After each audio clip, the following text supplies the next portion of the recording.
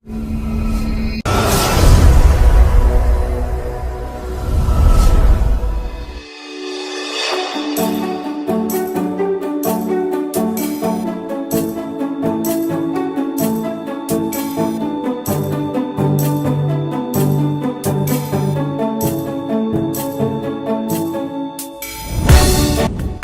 uri ng damo sa Pilipinas. Tinatapak-tapakan mo lamang. Sa ibang lugar pala, ito ay mahal, nakakain, masustansya, at ini-export pa. At tinagurian pa ngang isang superfood. Hello, what's up? Your best here. Halika at kilalanin ang halamang damong ito na madalas nga ay di natin pinapansin. Ano-ano nga ba ang mga benepisyo nitong tinataglay? At bakit ito mahal at binansagan pa ngang superfood? Madalas tayong maglinis ng hardin, bakuran o bukid na taniman. At kadalasan nga ay gali tayo sa mga damo na umaagaw ng nutrisyon sa mga tanim nating inaalagaan. Kapag ka minsan pa nga ay nasasabi natin na bakit mas malusog pa nga ang mga damong ito kesa sa tanim mo. Kung kaya naman, atin itong binubunot at pinapatay. Subalit bago mo gawin iyan, ay panoorin mo muna ang videong ito. Dahil mayroong isang uri ng damo dito sa Pilipinas ang maaaring mabunot mo. Damo na hindi mo aakalaing mas masustansya pa pala sa mga halamang inaalagaan mo. Kilalanin natin ang damong papait, na kilala rin sa mga katawagang lagid, ulasiman o gulasiman. Ang porcelain o Portulaca oleracea na isang klase ng succulent na damo. Ang ibig sabihin ay nagtataglay ito ng mga matutubig na dahon at katawan. Madalas itong makikitang tumutubo sa mga bakanting lote, bitak ng semento, gubat at parang. Ang ibig sabihin, ito nga ay tumutubo kung saan-saan, kung kaya hindi ito pinapansin ng karamihan. Subalit sa ilang parte ng Pilipinas, ito nga ay kanila nang alam na pwede palang kainin at pakinabangan, gaya na lamang sa Zambales at sa Cebu. Ang damong papait ay isa palang uri ng herbal na damo. Kapag sinabi nating herbal, ito ay mainam na lunas sa ilang simpleng karamdaman. Subalit ang papait ay mas mabisa pa pala kesa sa inaakala ng iba. Ang damong ito ay ginagamit bilang cardiac tonic na mayaman sa omega-3 at fatty acids. Mayroon din itong beta-carotene, muscle relaxant o pantanggal ng mga pananakit ng inyong kasukasuan. Mainam din itong anti-inflammatory. Mahusay rin itong anti-aging plant para sa ating mga balat, na nakakagaling rin ng ilang sakit sa balat gaya ng eczema, acne at iba pang sugat o problema sa balat. Higit pa rito, mainam din ang papait o ulasiman na gamot sa mayroong mga diabetes, at maliban sa culinary value nito, ay makakatulong din ito upang mapalakas at mapasigla ang ating mga atay. Hindi ba't napakahusay pala ng damong ito?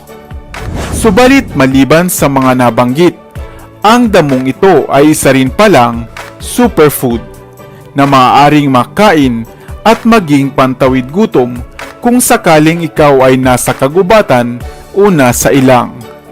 Ang katawan, dahon, bulaklak at buto nito ay lahat nakakain. Makakain mo ito ng hilaw o niluto man. Maaari mo itong ilaga o gisahin at ihalo sa mga lutuin gaya ng sabaw bilang alternatibo sa spinach. Alam mo ba na ini-export pa nga ang damong ito sa ibang bansa at napakamahal pa nga ng presyo? Subalit bakit dito sa atin sa Pilipinas, hindi nga ito pinapansin?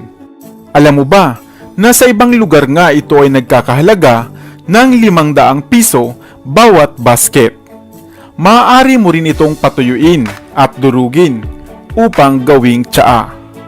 Kadalasan nga nila itong inihahalo sa mga vegetable salads, lugaw, tinapay at pasta recipes. Subalit habang ito ay nakakain ng tao at nagbibigay ng sustansya, ito naman ay masama para sa mga alaga nating pusa. Dahil ito nga ay nagtataglay pala ng toxic response para sa kanila. Hindi ba't labis na nakamamangha ang halamang damong ito? Halamang damo na hindi nga natin pinapansin. Subalit ang tanong ko, nakakain ka na ba nito? O ano naman ang tawag nito sa inyong lugar?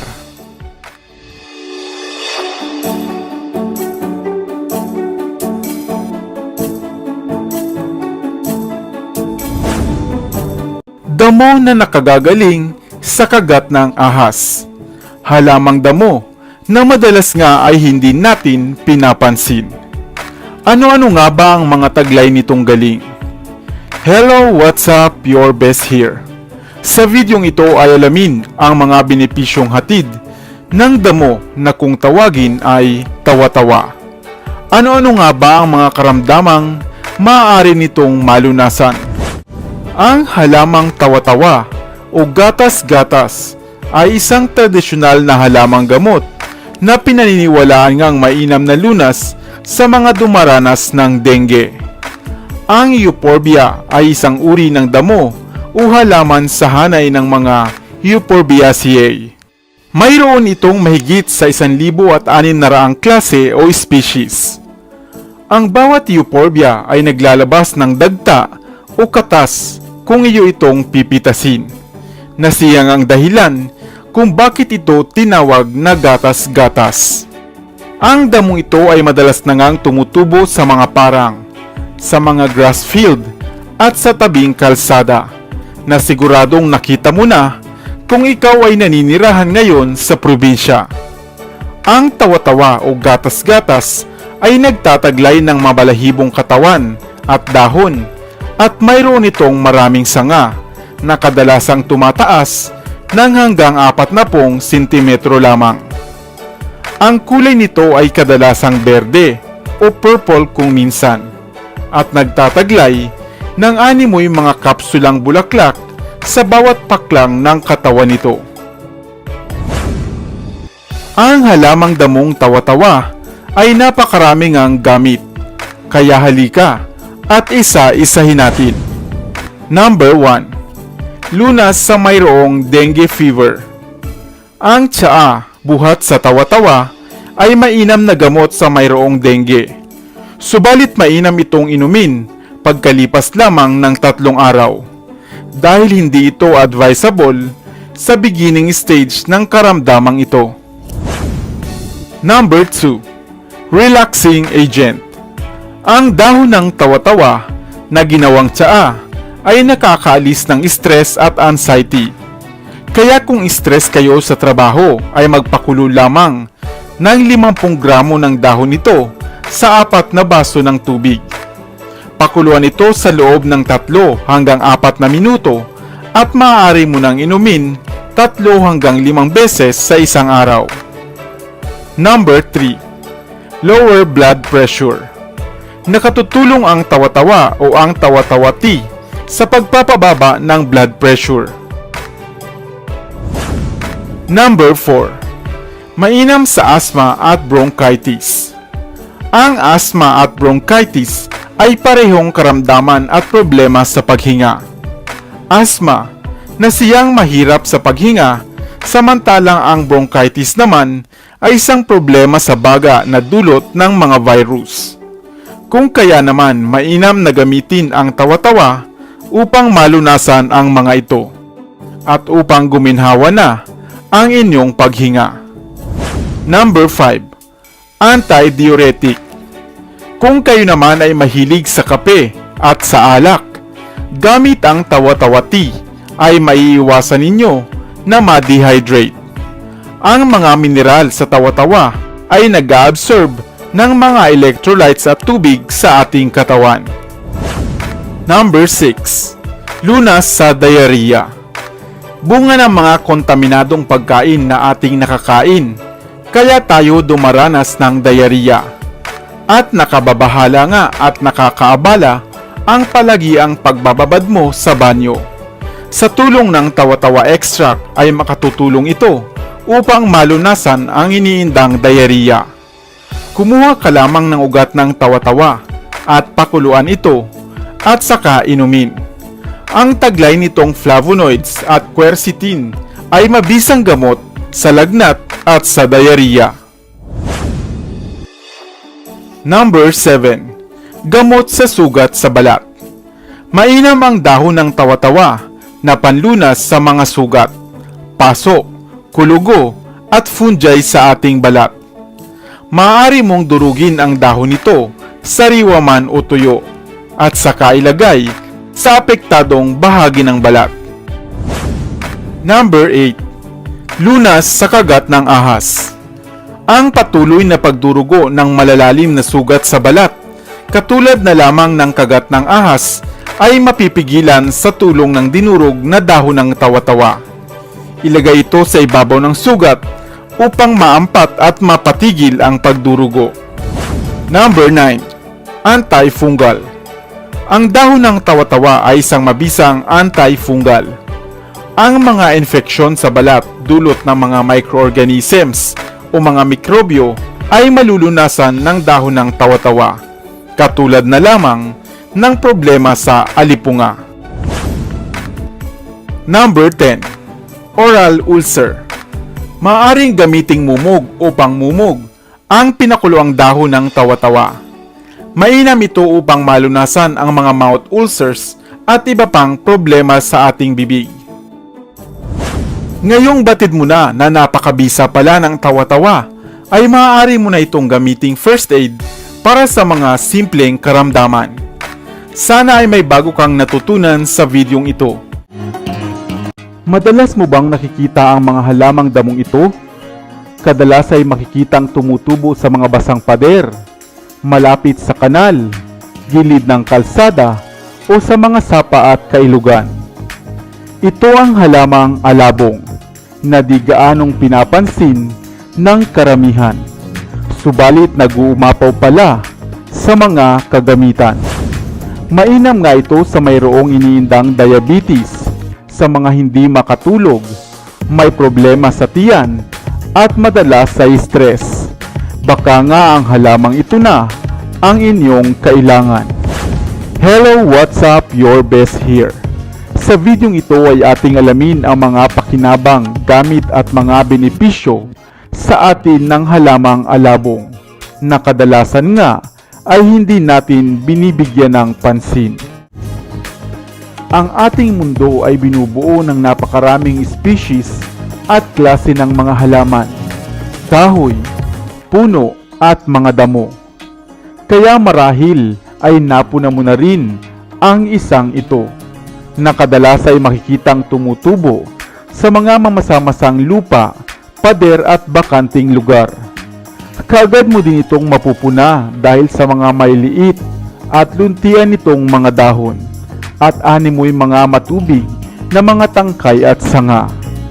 Ito ang halamang alabong, artillery plant, Ophilia microphylla. Batid mo ba na kahit ang klase ng halamang damong ito na napakaliit ay nag-uumapaw din pala sa mga kagamitan, at maaaring ito na nga ang kailangan mong halamang herbal para sa inyong iniindang karamdaman.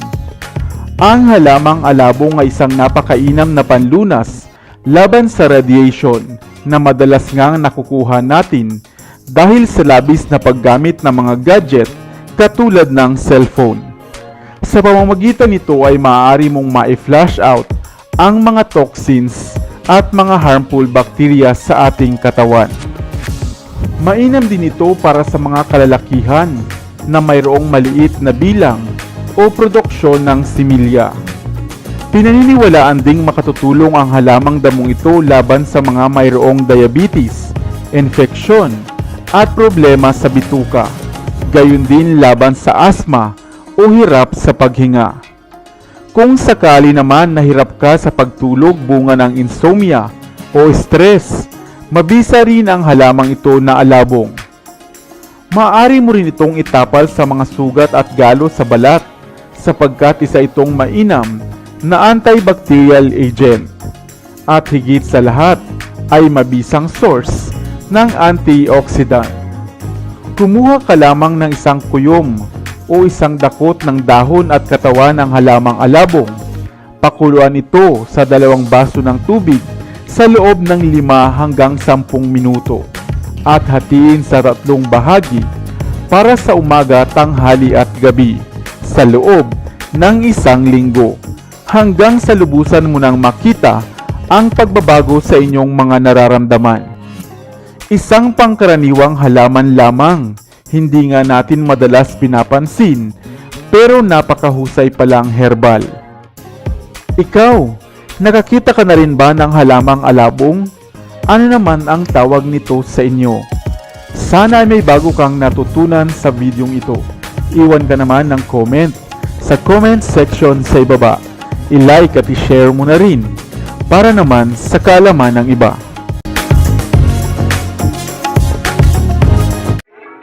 Dito na sa Best TV, tayo ay matuto.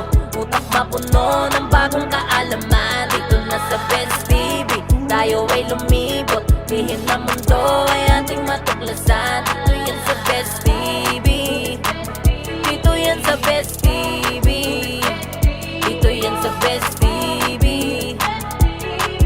Sapagkat ang mga laki may alam. Dito yan sa Best Tara TV. bes, sabay-sabay tayo na matuto. Pagkat dito sa mundo lamang ang siyang marunong. Ating utak sa linan ng panibagong dunong. Mga bagay na sa buhay ay makakatulong.